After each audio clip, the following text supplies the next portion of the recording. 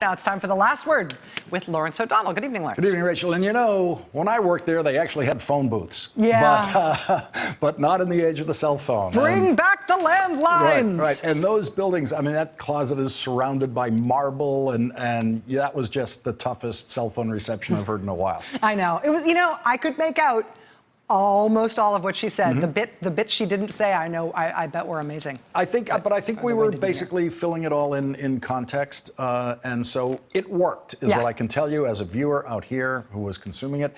And Rachel, we're going to begin with some breaking news from the New York Times about the New York Times.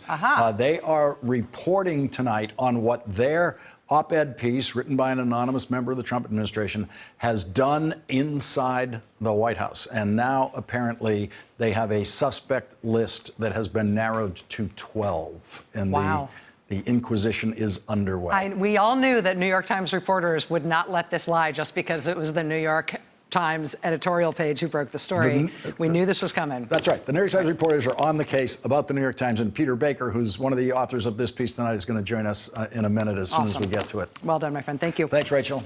Well, as I said, we have breaking news tonight from the New York Times about the New York Times and the panic that the New York Times has created within the Trump White House. The Times is reporting that the White House has discussed Senator Rand Paul's idea to use polygraph tests on senior officials of the Trump administration. Here is the Times report tonight. Senator Rand Paul of Kentucky, an ally of Mr. Trump's, recommended that the president force members of his administration to take polygraph examinations.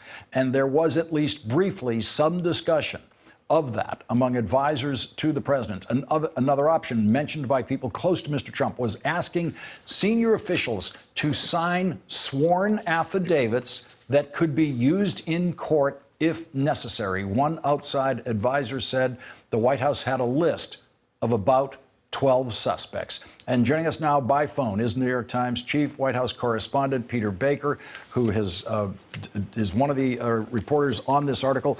And Peter, this is an extensive look at what the New York Times has created, the crisis atmosphere it has created inside the Trump White House. What more have you learned about the possibility of using lie detector tests and the suspect list of 12?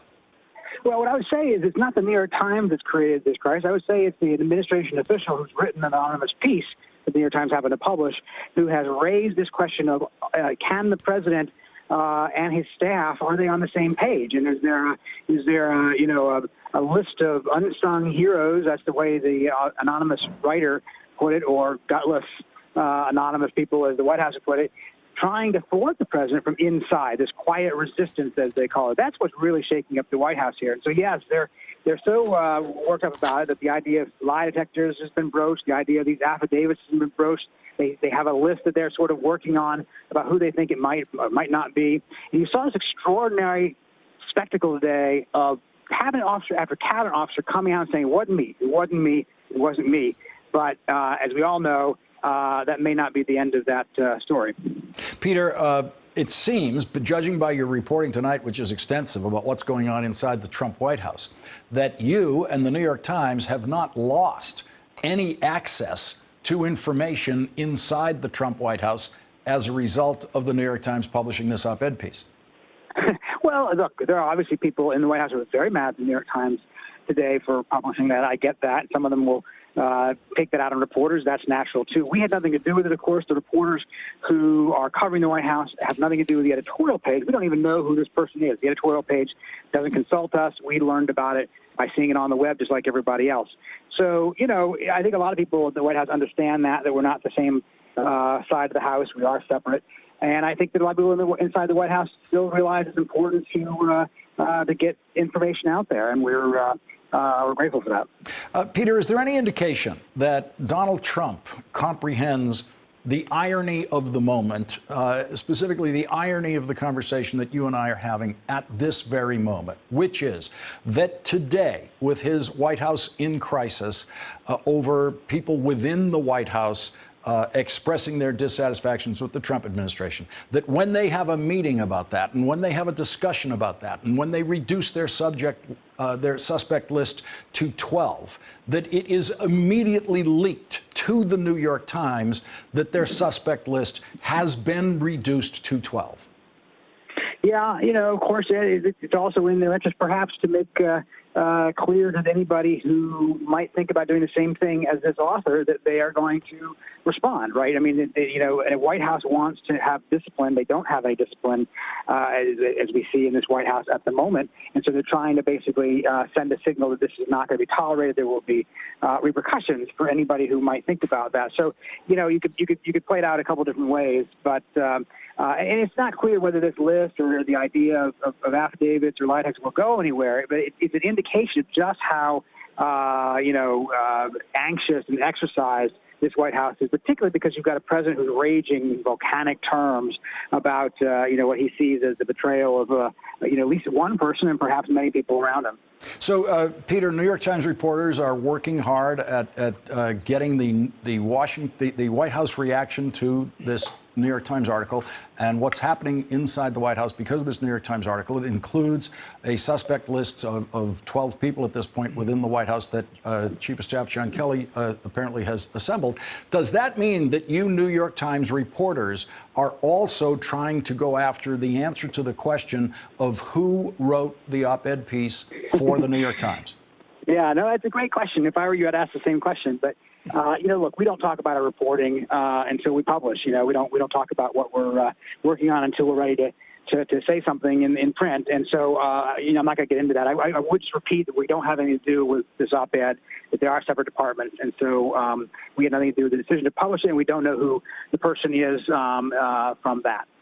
Peter, has the Times put any restrictions on you on what you can investigate about this story? Well, again, I'm not going to get into what we can, what we're doing or what we're not doing. I mean, that's really the kind of thing we don't do in general. So I don't think I'm going to go there tonight. Peter Baker, thank you very much for joining us with this breaking news report tonight. We really appreciate it. Well, they're all denying it.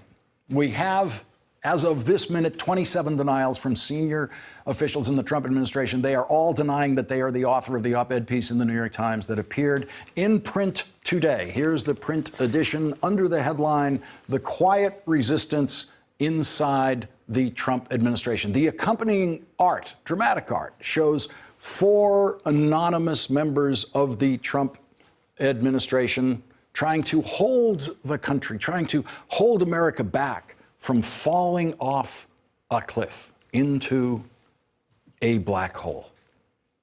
For some of the names on the list of 27 Trump officials denying authorship, it was a chance to remind the news media that they actually have jobs in the Trump administration, like Small Business Administrator Linda McMahon, whose previous work experience was in the professional wrestling business, which is to say the fake wrestling business.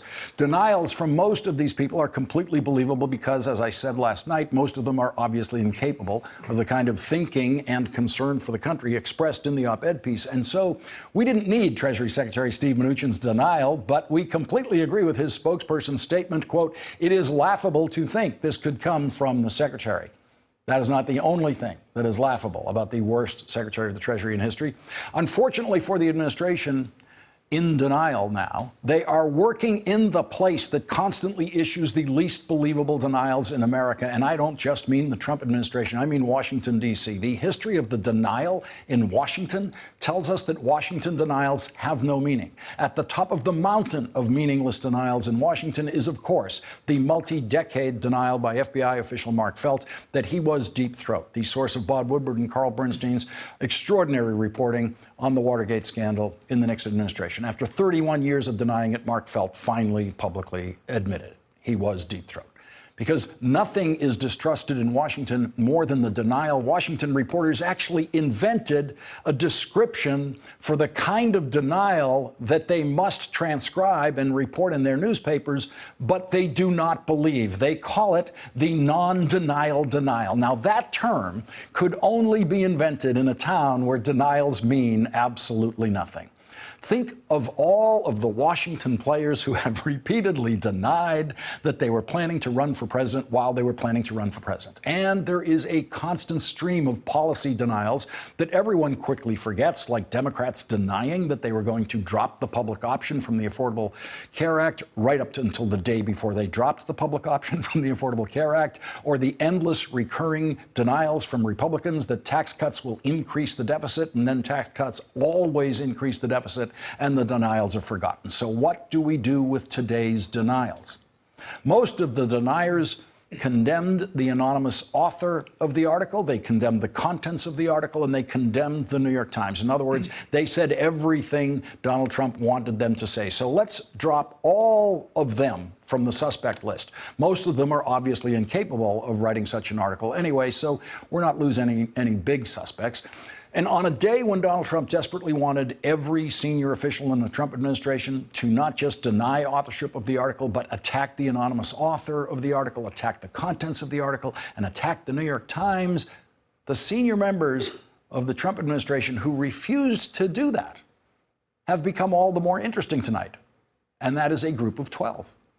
But that group of 12 does not include some people who couldn't possibly be the author of the piece, like Linda McMahon or Ben Carson. So this is not John Kelly's group of 12 that we just heard about from the New York Times. This group of 12 includes people who would be very unlikely to take a risk like that, like Budget Director Mick Mulvaney, Veterans Affairs Secretary Robert Wilkie, CIA Director Gina Haspel, and Health and Human Services Secretary Alex Azar, who is new to the job and couldn't have commented on what the article calls early whispers within the cabinet of invoking the 25th Amendment, which would start a complex process of removing the president. And even though White House counsel Don McGahn has reportedly been in big fights with the president, he is very busy these days trying to get Brett Kavanaugh confirmed to the Supreme Court. And having already testified to the special prosecutor for 30 hours, Don McGahn probably wouldn't want to be anywhere near the possible legal can of worms that the op-ed piece opens up. And so of the 12 senior officials who did not do what Donald Trump wanted them to do today, we are left with 3. Dan Coats, Jim Mattis, and Kellyanne Conway, who denied authorship, all of them denied authorship of the article, but they did not condemn the article, they did not condemn the author of the article, and they did not condemn the New York Times. Now, viewers who were with us last night know that I worked through an elaborate process of elimination and an analysis of the text of the article to end up with Dan Coats as my educated guess, and it was only a guess.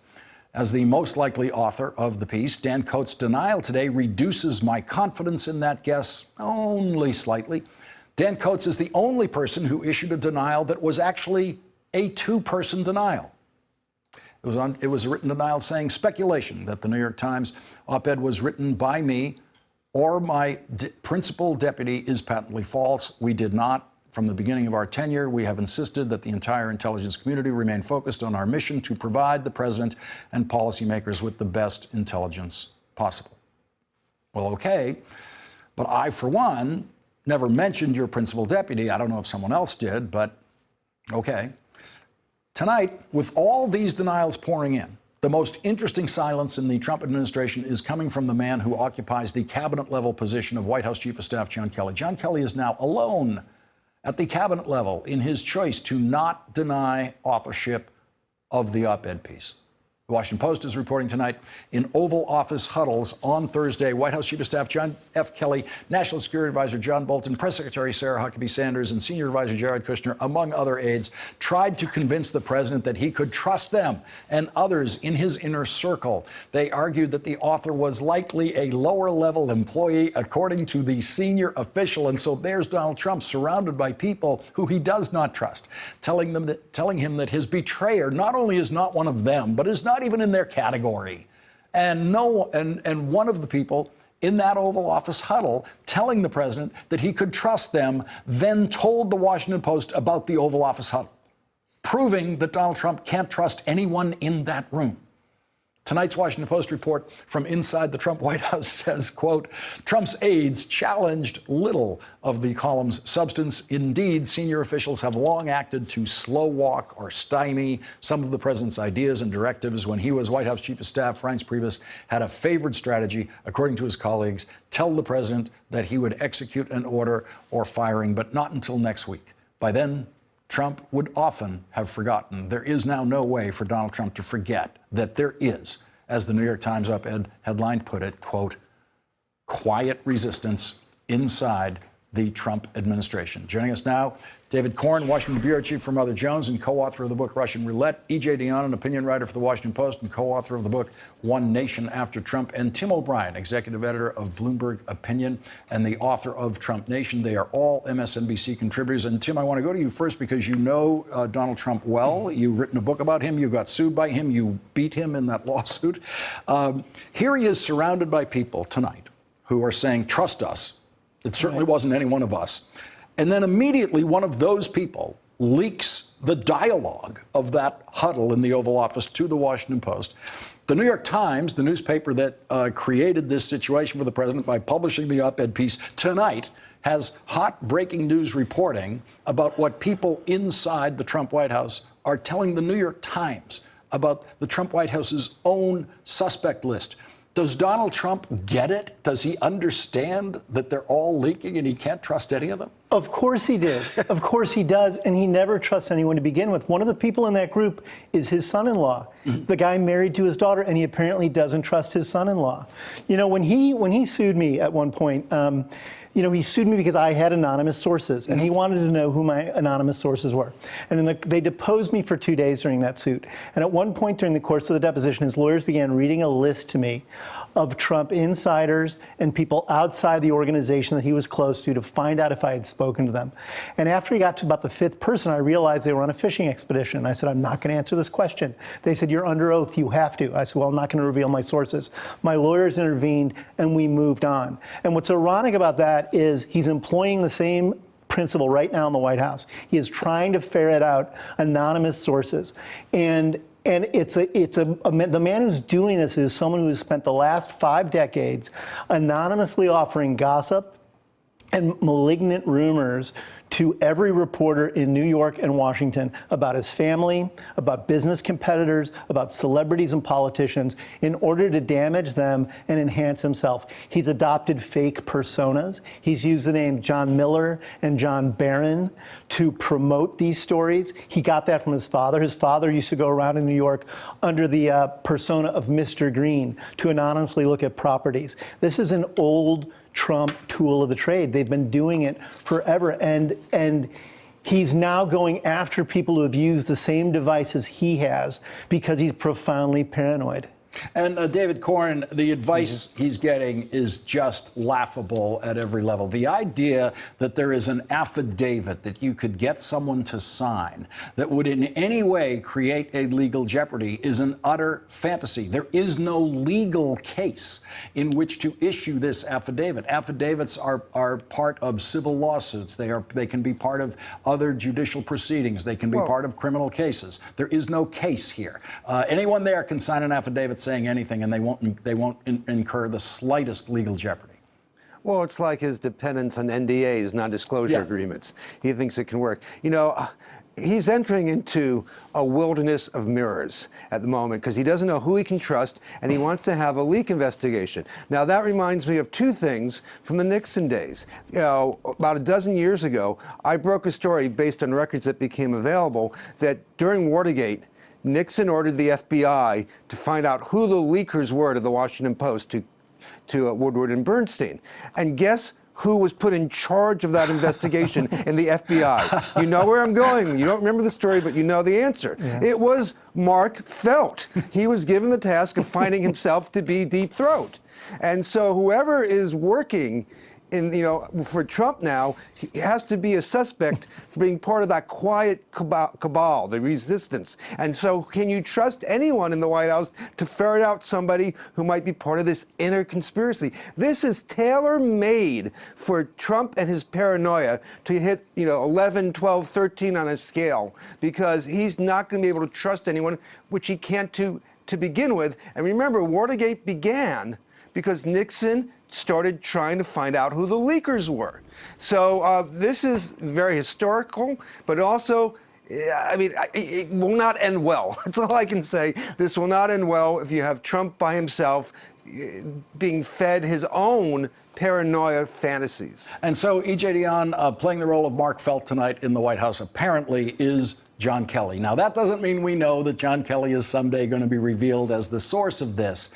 But John Kelly, who has not publicly issued a denial of being the author of the op-ed piece, is, according to tonight's New York Times reporting, kind of leading the investigation within the White House. He's the man walking around with the list of 12 on paper, the suspect list, the active suspect list in this case. And he is also the man who your colleague at the Washington Post, Bob Woodward, revealed once again in Bob Woodward's book to have referred to the president as an idiot, and that is apparently a common reference by John Kelly. It's one that we've heard reported before. And so Donald Trump is sitting there tonight with Bob Woodward's reporting about John Kelly's attitude toward him, and he's in a huddle in the Oval Office with John Kelly with the suspect list of 12, and that very huddle is then reported in your newspaper, The Washington Post.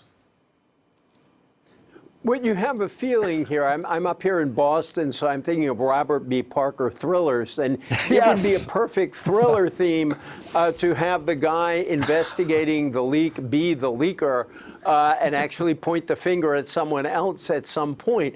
I was sitting here thinking, watching this whole story, that at least 50% of the news generated by the Trump administration has nothing to do with anything the Trump administration is doing. It's all about Trump. And what that suggests is that the chaos that Bob Woodward has reported on, the chaos that op-ed piece talks about, really is chaos, because there is this constant machine of paranoia, of crazy charges that lead back to more paranoia, and an utter mistrust inside the White House. People stabbing each other in the side, in the back, in the front. And I don't know how this can operate, and clearly it's not operating very well. One other point I'd make about your theory about Dan Coats: it is very clear that the author of this thing is some kind of strong economic conservative. That suggests it might be Coats. Or is just somebody mouthing standard Republican boilerplate on economics. But they really go out of their way to defend that aspect of the Trump administration, which proves that the reason they are still hanging around is they think it's worth having a dangerous president if you can get tax cuts. And EJ, you worked for the New York Times. You now work for the Washington Post. So I want you to take us inside these institutions.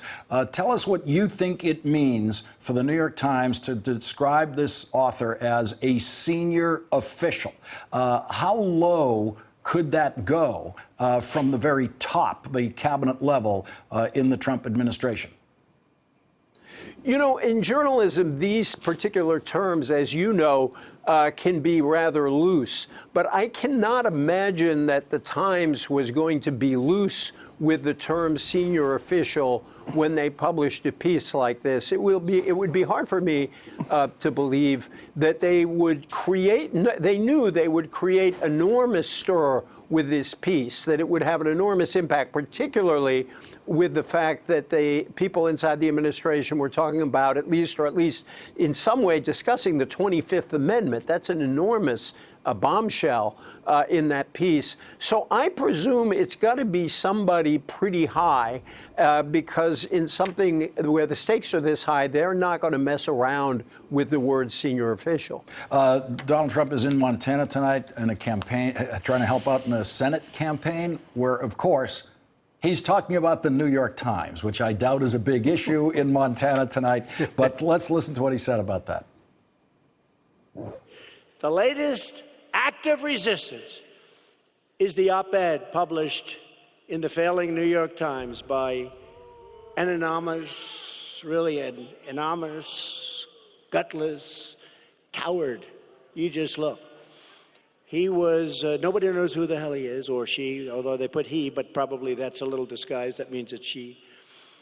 But for the sake of our national security, the New York Times should publish his name at once. I think their reporters should go and investigate who it is. That would actually be a good scoop. That would be a good scoop. unelected deep state operatives who defy the voters to push their own secret agendas are truly a threat to democracy itself. So, Tim O'Brien, there's a peek inside the mind of Donald Trump tonight. It's too bad that he didn't rehearse the pronunciation of the word anonymous, which is going to come up a lot in his public comments, I think, and for a while. But and there's the Inspector Clouseau at work. He says the Times referred to it as a he. He said nobody knows who the hell he is or she, although they put he. That's probably a little disguise. That means it's she. Okay. So he's got it locked down to she. And then in the next sentence, he says the New York Times should publish his name at once. And so there's Detective Trump at work. Tim, take us inside the mind of Donald Trump in this situation. Let's unbundle that a little bit, too, because as he garbled anonymous, he was sort of pronouncing it like ominous. Yes. And this is both ominous and anonymous, whether or not he can say it properly. Right. He's either tired or he's stressed out. Mm-hmm. There's no doubt that he's focusing on this much more than he's focusing on trade agreements with Canada, with national security with North Korea, what's happening with migrant children and their families at the border. He is focusing on the detail of his persona and his reputation far more than he is on the wheels of the federal government, because this kind of a thing cuts to the core of his own paranoia. He wants to be the center of attention, but when he's the center of attention, he only wants praise.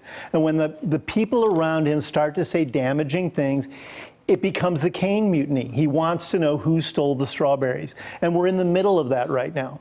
We're going to have to go to a break now. E.J. Dionne, David Corn, Tim O'Brien, thank you for starting us off tonight. And coming up, Donald Trump, as you just saw, is campaigning in Montana, but you'd never know he was trying to help someone get elected to the United States Senate in Montana, because he's in Montana to talk about the New York Times.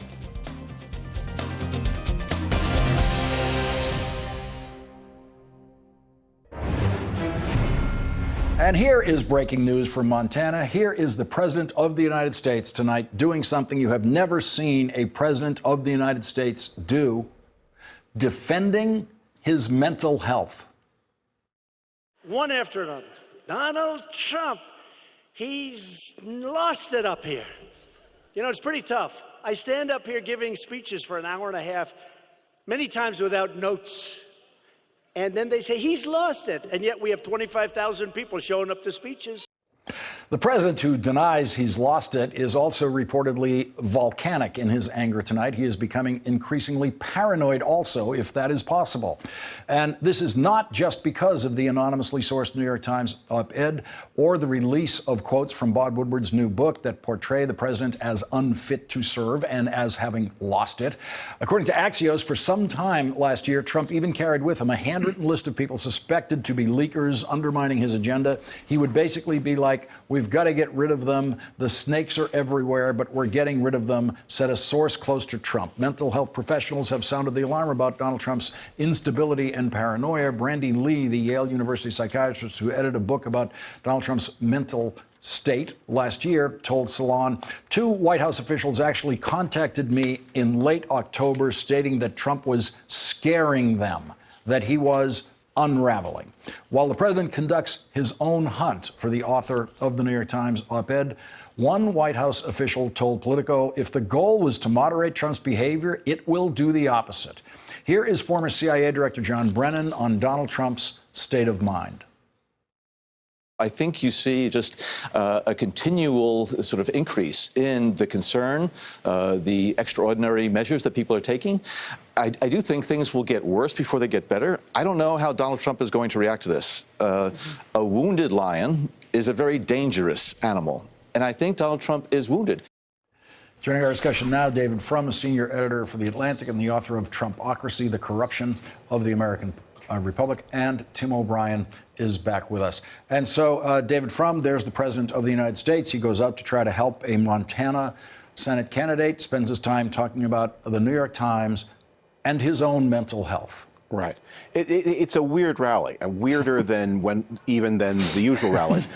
In the rally, he had kind words for Greg Gianforte, the congressman who body slammed Ben Jacobs, then with The Guardian, and Trump praised or seemed to praise the use of violence against a journalist. He also raised the specter of his own impeachment, something presidents normally do not talk about, and warned that if the Democrats do well, that his impeachment will be something that might become a reality. And that's, again, something presidents don't like to concede because it leads to the thought, well, they must have something if they're thinking of impeaching you. He does seem to be under more and more strain. You know, when the president praised himself for speaking endlessly without notes, other presidents, even Bill Clinton had notes. Barack Obama, enormously eloquent man, he had notes. The reason you have the notes is not because you can't talk, it's because you value your words so much. And the very fact that Donald Trump is speaking without notes is a sign of trouble. And we've all seen both Bill Clinton and Barack Obama speak without notes as president and as candidates, and they could do it perfectly coherently. Let's go to the point that David just mentioned, and that is the president of the United States talking about impeachment. He actually says, impeach Trump. That's a little clip of this that will live forever. But the reason most presidents have never discussed impeachment is because no one has ever discussed impeachment about most presidents. So it wasn't just the president not talking about it. No one in the country talked about it for most presidents. But here's Donald Trump. Flew out to Montana tonight to try to help a Senate candidate, talks about the New York Times, talks about his own mental health, and talks about his impeachment. I don't even bring it up because I view it as something that, you know, but they like to use the impeach word. Impeach Trump. Maxine Waters, we will impeach him. But he didn't do anything wrong. It doesn't matter. We will impeach him. Then what you're going to have is you'll have a country that's going to turn into a third world country. Because if the opposite party becomes president, every time before it even starts, before you've even found out whether or not he or she is going to do a great job, they'll say, we want to impeach him, and you'll impeach him. It's so ridiculous. Tim O'Brien, so he begins with, I don't even bring it up. Right. He brings up impeachment by beginning with the phrase, I don't even bring it up. Right, and the president who's governing the country as if he was a third world dictator said that if the opposite party gets into power, we will devolve into a third world country. One of Trump's many poker tells is he will get in front of a crowd and talk about things that he's deeply insecure about, but say he's not insecure. You could do a mashup of him getting on a stage and saying, you know, I'm a really smart guy. I went to Wharton, okay? You know, I'm a really rich guy. I'm worth $10 billion, okay? I'm a very attractive guy. Women love me, okay? Because he's insecure about his appeal, his wealth, and his intellect. And now we can add to that list a president who said, I'm really not going to talk about impeachment, but guess what? Everyone else is talking about impeachment. Or I'm not going to talk about mental health, but tonight I'm going to address that because he realizes these things are in the air and they're being taken seriously, and he's ingested that. It's now part of what he's worried about. And the real danger of a cornered Donald Trump, who's either cornered reputationally or legally, is he will begin lashing out. And David, from what the president doesn't seem to understand is that the issue of leaking and the issue of loyalty and the issue of fidelity to the purpose of the presidency is something that is decided at the hiring stage. And this is the person who always talked about the best people. I get the best people. I will get the best people. These are the people who he got. These are the people who he wanted. These are the people who, when they have a huddle with him tonight in the Oval Office about their suspect list of 12, at least one of them immediately leaks the discussion in that huddle to the Washington Post.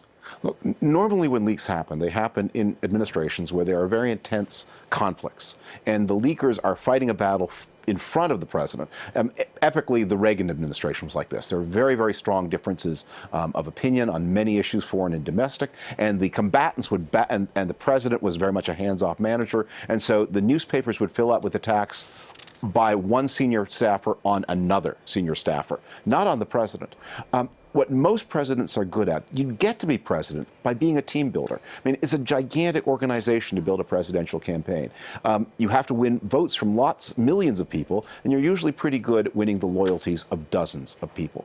And so George W. Bush, he had this ability in a small group to make people care about him and make his success their success. I think Barack Obama did the same thing. The Clinton administration was bumpier than that. The Reagan administration was bumpier.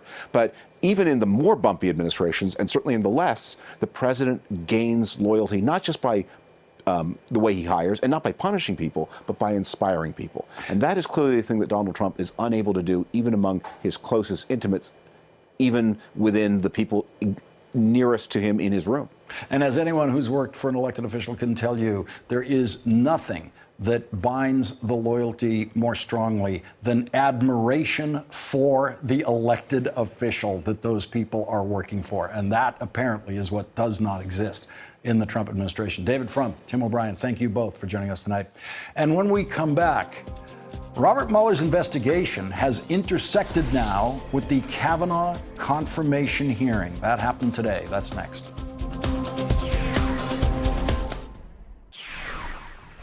Today's confirmation hearing for Donald Trump's Supreme Court nominee began with Senator Cory Booker doing something we have never seen before in a Senate hearing. So I am right now, before your process is finished, I'm going to release the email about racial profiling. And I understand that the penalty comes with potential ousting from the Senate. I'm saying right now that I'm releasing committee confidential documents. This is about the closest I'll probably ever have in my life to an I am Spartacus moment. Any senator, officer, or employee of the Senate who shall disclose the secret or confidential business or proceedings of the Senate, including the business and proceedings of the committees, subcommittees, and offices of the Senate, shall be liable, if a senator, to suffer expulsion from the body. Bring it. So I would correct the senator's statement. There is no rule. There is clearly a rule that applies. Then apply the Mr. rule Chairman. and bring the charges. Mr. Chairman. The I am Spartacus moment Cory Booker was referring to came when Cory Booker's Democratic colleagues at the hearing publicly joined in his defiance of the committee rules, which completely eliminated Senator Cornyn's already totally empty threat of a possible disciplinary action against Senator Booker. Judge Kavanaugh got the kind of questions we should expect a Supreme Court nominee to get when he has been nominated by a president who is an unindicted co-conspirator in a current federal criminal case. President Trump claims he has an absolute right to pardon himself, does he? Has there ever been a statute that limited or protected the president against indictment or due process of law? When President Nixon fired Special Prosecutor Archibald Cox, did he violate the law or the Constitution? Can a sitting president be required to respond to a subpoena? Brett Kavanaugh didn't answer any of those questions, but if he is confirmed to the Supreme Court, he will probably have to answer the question, must the president comply with a subpoena to give testimony? Joyce Vance and Neera Tanden will join us next on how today's confirmation hearing intersected with the investigation of the President of the United States. So you'd agree then, just following the U.S. v. Nixon precedent, that a court can order a president to produce records in response to a grand jury subpoena, or can be compelled to testify in front of a grand jury? I'm not going to answer hypotheticals about how to apply U.S. v. Nixon. Joining our discussion now, Joyce Vance, former U.S. Attorney for the Northern District of Alabama and a professor of the University of Alabama School of Law. She's also an MSNBC legal contributor. And Neera Tanden is with us. She's the president of the Center for American Progress. She was also Hillary Clinton's policy director during the 2008 presidential campaign.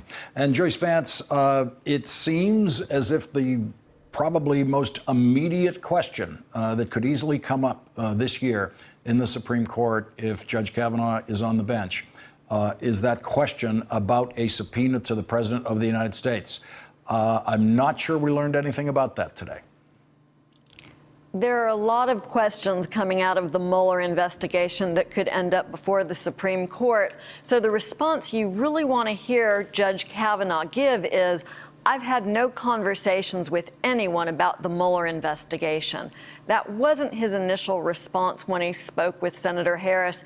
He cleaned it up a little bit today, but still that initial response where he stumbled so badly, I think opened him up to a lot of questions in this regard that won't go away that easily. Well, Joyce, let me stay on that for a second, because he did admit to discussing it with judges in his courthouse, which I find even more peculiar, since that's the courthouse of jurisdiction over these cases involving the special prosecutor. They could easily be sitting there hearing an appeal on one of these cases, and he would have already been discussing the investigation with possibly some of those appeals court judges. I suppose he could say that they were innocuous conversations that weren't in any way improper.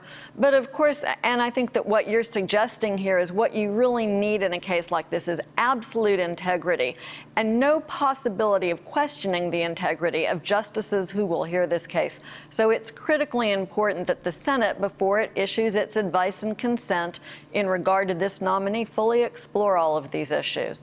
All right, let's listen to what might be the single most important thing that we know about Brett Kavanaugh.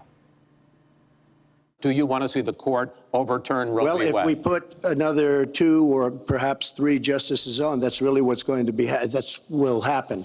And that'll happen automatically, in my opinion, because I am putting pro-life justices on the court. I will say this, it will go back to the states, and the states will then make a determination. Neera Tanden, that sounds like what Brett Kavanaugh's honest answer might actually be to questions about Roe versus Wade. I think this is really a critical issue, and why Democrats find it so important to get the record out. Because in the New York Times today, from the leaked emails of Judge Kavanaugh or his emails during the Bush years, it makes clear that he considers Roe v. Wade not an established precedent, but that is something that is open again to be interpreted by a future Supreme Court, really belying everything he said to Susan Collins, if we can take her word for truth of their conversation. I think this kabuki theater that he's going to respect the precedent of Roe is really that, kabuki theater. And the truth is that this is the one area where Donald Trump has been telling the truth for years, and that is that it is his intent to move the Supreme Court to overturn Roe. And we're just in a political situation where Republicans don't want to admit that ahead of the midterm elections to ensure that Democrats become engaged in this. But now we have Kavanaugh's own words, and his words are that he considers Roe something that can be overturned by a future court, one that he would sit on. And Joyce Vance, this is something that presidents, when they're campaigning, have been very careful to try to protect their Supreme Court nominees from. They have always tended to say, I won't have any litmus test for Supreme Court justices. That has been the standard line from presidential candidates, so that when they've got a Supreme Court justice, a nominee appearing in front of the Judiciary Committee, we won't be able to run video of them saying exactly what they want their Supreme Court justice to do, which, of course, we are able to do with Donald Trump. Trump, in so many ways, just shows a total failure to understand the importance of independence among the institutions that support the criminal justice system and the courts. And it's a failure here with the integrity and the importance of that integrity for the Supreme Court. So it does cause Judge Kavanaugh to come under this heightened level of scrutiny. And as Neera points out, it's a difficult inquiry here because he says one thing in public, but he said something else in internal deliberations in the White House in a more private setting. And common sense tells you that it's those more private conversations where one typically discloses one's truthful feelings. Now the Senate has to decide whether Judge Kavanaugh has been truthful as he has spoken with them or whether he has tried to mislead them in any way. And that problem is further compounded by the president's statement, where he's very clear that he won't nominate anyone unless they're committed to reversing Roe v. Wade. And Neera, as with witnesses in court, when they start to sound shaky and unreliable or possibly even deliberately deceptive or untruthful on any particular point, it tends to rattle all the rest of their testimony. And we saw this extraordinary moment last night where Senator Kamala Harris tried to get an answer to him of, have you discussed the Mueller investigation with anyone from a particular law firm, a firm associated with the president's defense, actually. Couldn't get an answer. There was no answer. He kept parrying it, banging it back and forth, and did not answer it. Took 24 hours for him to decide to eventually answer that question, which in the end sounded like a no, but it was such a tortured process that I'm not sure what that was all about and what Brett Kavanaugh was worried about in that exchange. I mean, obviously, Brett Kavanaugh has been discussing the Mueller investigation with a lot of people, and he's just obviously confused, or he can't remember exactly who, because that exchange looked like a person who was exceedingly guilty. And maybe it turns out he's not. It's like he didn't actually have this conversation, but he looked so clearly like he was trying to find the air cover of some answer that wouldn't turn. I mean, she turns to him directly and says, "You're acting like you did talk to somebody and you just don't want to say." And that's how I think everyone in America saw it. But I think we have to really step back, because there's also breaking news tonight that Rudy Giuliani is confirming that Donald Trump will not speak and will be required to be subpoenaed if Robert Mueller wants to talk to him, really wants to talk to him, he will have to subpoena. And I think this is what is so obviously crazy about the world we're in. Any normal judge would recuse himself at this point. But the fact that Brett Kavanaugh won't recuse himself is a sign that we should all be deeply troubled by this entire nomination process. And Neera, the breaking news you mentioned about Rudy Giuliani is, of course, breaking Giuliani news, which is to say it ultimately makes no sense, because he then gave a conflicting comment to NBC News, which is why I haven't bothered to say anything about it, because it sounded like there was a little bit of very, very peculiar Giuliani confusion going on. So we'll wait. We'll see what he says tomorrow. It's totally fair. See what he says tomorrow. Totally right. Okay. Thank you very much, Joyce Vance, Neera Tanden. Scams, sex, even murder, committed for money. I'm Stacy Keach, the voice of CNBC's crime series American Greed. Subscribe to the American Greed podcast. Shocking cases, all true. Some people will do anything for money.